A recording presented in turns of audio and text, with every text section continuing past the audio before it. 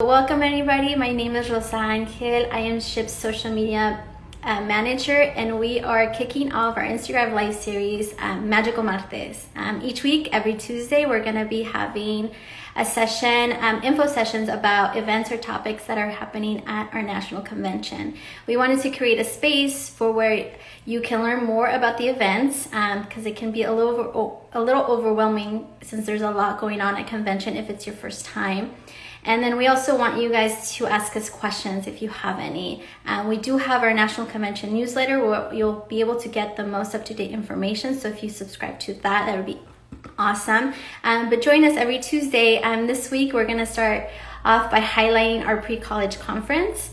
The conference is designed for high school students, their families, any STEM educators, including teachers, principals, instructional coaches, and it will be held virtually October 28th through the 30th, and it's free. To talk to us more about it, we have invited Dr. Dora Renaud, Director of Event Programming for SHPE, and Jay Flores, our SHPE member and creator of It's Not Magic, It's Science. Here we go. Let's go live. Hi. Hey there. Thanks for having me, Rosa. It's good to see you. It's good to see you too. let me find Jay. Okay. There you go. are. How are you guys? Doing good to see you. All right, well, we'll get started. I'm so happy you guys can join us. Dora, can you start us off with a little bit more about the programming we're going to see at this year's pre-college conference?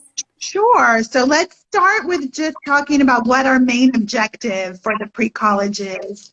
And what that is for this conference to inspire high school students to pursue STEM degrees and STEM careers and provide tools to parents, STEM educators, principals, teachers to support the students on that journey to make sure they're successful. That's awesome. And then we do have this is only for our high school students, correct? This year it is. Yes. Yeah. What is in store for the high school students for the track?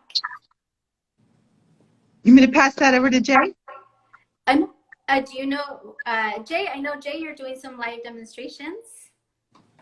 Yeah, so I'm super excited. I think this is going to be, in the long term, one of the most important parts of SHPE. It's something that, for us to move the needle, for us to truly change lives in the community, we have to go younger, and we have to start reaching families and children in our communities so that they are inspired. And when they get to the university, SHPE is already a no-brainer. Like, it's already part of their life. They just show up to their first meeting on whenever that first day is, and there's no need to go out there and recruit. It's just part of what they're ready to do. And part of that is also reaching students in a way that we haven't been able to before. So I created a series called It's Not Magic, It's Science, or in Español, no es magia, es ciencia. I've got the Spanish shirt on today because I think it's very important for us to have bilingual resources for our community, which is something I love about this track as well. And I designed it so that it would be for people who weren't already looking for science. So I use science experiments that are disguised as magic tricks. And the reason why I did that is because I wanted someone scrolling through social media, scrolling through TikTok or Instagram that wasn't looking for STEM to come across and say, ooh, that's cool, let me check this out. And then find out afterwards, hey, this is science, and I actually enjoy this is cool. So I'm really excited to bring the live demonstrations to the event. I can't wait till we can do them in person again, since the pre-college track is going to be virtual.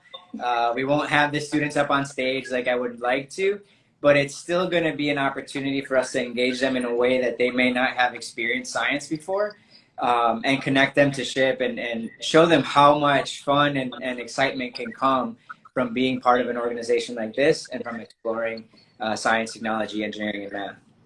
So, Jay, I actually watched your TEDx talk right before this, and some of the points you brought up, and we might be touching off topic, but you mentioned playing the drums and music and how that translated into something more And that caught my attention, and I'm not an engineer. And I was like, this is really cool for our students who are not thinking about becoming engineers. They probably don't even know what engineering is. And this is, you're catching their attention with something so simple as playing music. Yep. And I think that's pretty awesome and very inspiring. I almost cried during the talk. I don't know if I should say sorry or you're welcome. It was very inspirational, and it truly, I was like, this is really great, and I am so excited that you are part of our conference this year, and we're so happy to have you. You spoke about bilingual, and Dora, do you want to talk about what we have for our parents, the parent track? Yeah, definitely. So we all know the parents are the key to student success, supporting them at home, understanding what STEM is. So at this track, we will definitely be supporting our parents with providing them with speakers in their native language, in Spanish. And they'll be talking about STEM degrees and STEM careers, what the college process is, what scholarships they can access, financial aid. And what I'm most excited about is we're bringing in the CEO from Papaya Tutor, Sandra LaPlante. And this is a secret sauce, right, Jay? Yeah, I know Sandra, so I'm super excited that she's going to be there. And just anything we can do to provide resources to our families that may not have English as their primary language. Like, we don't want that to be the barrier. There's already enough challenges in STEM already. Like, it's not an easy thing, and we're not going to hide that. But it's not easy because we're trying to be on like the cutting edge of things and innovating and doing really cool things. So we want the students, through these experiences, to say, hey, just because it's challenging doesn't mean I'm bad at it. I did some fun things. I enjoyed it. I failed a little. I learned a little, and I can do it now. And then we want the parents to feel like, okay, my child loves this. Now, what are the things that I need to do in order to help them be in the best place for success? And so if SHIP and this event can reduce as many of those barriers as possible, our students, I know, will thrive in this space. Because like you said from the TED Talk you mentioned, I think all of our young ones are born engineers. They've got all this curiosity, and everything is an experiment to a young child. So how do we make sure that they can keep that curiosity, and that none of these unnecessary barriers, whether that be language, whether that be stereotypes, whether that be not having a family member that's an engineer. I'm the first engineer in my family. Those things are things that SHIP can be there to help remove. And then it's just on that student to then explore and find the area that they're most passionate about. These events will help them do that.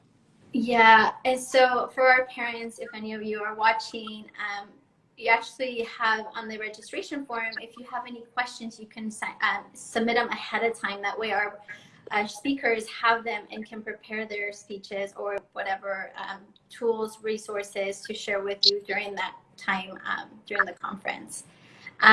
Dora, I'll go back to you. Do you want to talk about the Engineering Design Challenge? I know we have a partner this year, the Henry Ford Convention Worldwide. Absolutely. This is where the students really get their hands into STEM as well. So extending from Jay's lesson, that they'll get kits sent to them.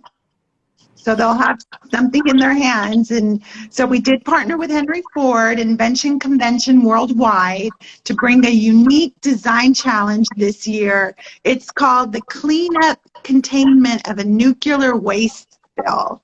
How cool is that? I mean, that's so awesome. So students will be working together to find a solution to clean up that spill and protect human health and the environment in the area. And students will have the opportunity to use their communication skills and present their engineering solution in a press release. And so by the end of this challenge, the students will have had the opportunity to see how engineering principles are applied to the real world. Yeah. And so you mentioned they're going to receive materials. So I just want to let everybody know, in order to receive these materials before the conference starts, you must be registered by September 10th. That is the deadline. So keep that in mind. We do want you to have these materials available to you once the conference starts. So definitely don't forget September 10th, register. What else do we have? Oh, the new this year, I think we have the Educator track. And I'm going to connect the Educator track to what you guys were talking about earlier with the music. So this is yep, I remember. So the Educator track was sponsored by Facebook, and we're having a special initiative called the Beats Unlocked. Ooh. I don't know if you know about this, Jay. This is I haven't heard that yet. I just heard about it right now, actually, when I read this. Just got it officially approved. So it's, it's for STEM educators, for chapter advisors, STEM educators that bring beat making and coding to life. So this is a training for educators to take back to their schools. And the initiative unlocks STEM opportunities for students by creating musical beats using block-based coding in JavaScript, and ultimately participating in a beats battle where they showcase their work. So the teachers are going to be trained in that, how to lead that in their own, back at their own school. And then the second part of the Educators track is we partnered with STEM Ed Coalition, and the director of that is coming, and he's bringing some worldwide award-winning principals and a STEM teacher as well. So we'll be hearing them on a panel. That's pretty awesome. I wish That's so cool. I want to learn how to do that myself. I'm excited about it. Yeah, I love that. One, it's super fun, but also just the track in general, right? So if you look at the children that we're trying to reach, we're not only reaching them with exciting and fun content, but we're also surrounding their ecosystem with that support too. So supporting the parents, supporting the educators, providing mentors and role models from SHPE. This is like really surrounding our community with the resources that they need in order to thrive in this space. And when we can put all those things together, I can't wait to see what these children will do in 5, 10, 15 years when they're out there in the engineering workforce. I remember like our previous conferences when we go to the Science Center and they go at the city, they all come and travel, and it's like a field trip to the Science Center, and then you just see their faces light up, and then they're doing the little robotics during the conference, and you watch them compete and they get so excited. And that's why I love the pre-college conference, because we're inspiring such young minds. And I just hope others do too. And we want to encourage them to join and participate. It is virtual and it is free, so just a reminder on that. We do have a question from Juan. Do robotics coaches qualify for the Educator track? Absolutely. Yeah. Yes. Perfect. Come on over. Come on. We'll see you there, Juan. Anyone who teaches or inspires or leads STEM. I couldn't include all the categories, so I just called it the STEM Educator track. It should have been the STEM inspirational track. Yeah. We have, I think this is David. He is the National Undergraduates Board of Directors student. I am so happy to hear providing these resources. Very nice. Thank you for joining us. Another thing I wanted to ask you, Jay, I know you were a high school student and inspired and a Hispanic. What would you recommend? What advice would you give the students or the parents that are like on the fence about STEM, or how to go about it if they want to do more or learn more about it? Obviously, attend this conference, right? But yes. Step one. Step one. Attend. I think one of the most important things in the way that I try to approach any STEM engagement that I'm supporting is leading with passion. And so instead of thinking first science, thinking first engineering, think about what do you care about? What gets you excited? What are your hobbies and activities? What kind of impact do you want to have on the world? and then reverse engineer or discover the STEM that's behind that area. Because when you can connect the science and technology, engineering, and math to the things that you love, that's like the perfect sweet spot for both you, because you'll enjoy what you're studying. When the math and the science get hard, it'll be okay because you know why you're doing it. You won't be like I was in high school, always asking, why am I ever going to need this again in my life? Like, I wish I would have known that in 9th grade or earlier instead of, when I actually was already studying engineering. But then also for the world, because when you go through those hard things and you get to the cutting edge of innovation in the areas that you're passionate about, that's when you start doing really cool things that impact not just you, not just your community, but the entire world around us. The business that I started is called Invent the Change. So it's a play on Be the Change, because that's what happens when you can connect this intersection of the passion and the skill sets in STEM, is you can invent the change that you want to see in the world. And that just doesn't impact the people around you and that you connect with, like being the change does. It can impact the entire world. And so our youth are in a unique position to be able to connect with more people than we ever have been able to, whether that's social media or just the ease of transportation around the world now compared to in previous generations. And I really want them to be able to be a part of doing that. And the same goes for the parents. Try to help your young ones see the real life examples around them. It's everywhere, whether that's in movies and cartoons where you see like crazy examples of technology in a cartoon. You're like, well, why don't we have that in real life? Or how do you think we could create things like that? Or just in everyday things that you see around them. If you can help draw those connections for youth very early on, then they start to understand why they're doing these subjects and why it's important.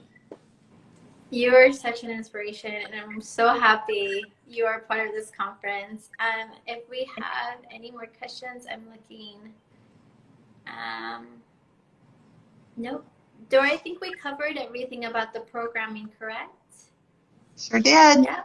Okay. Well, if we don't have any more questions, thank you for joining us. It was a pleasure having you. I know this was a quick, but it definitely hope we captured everything and people have the resources they need to register.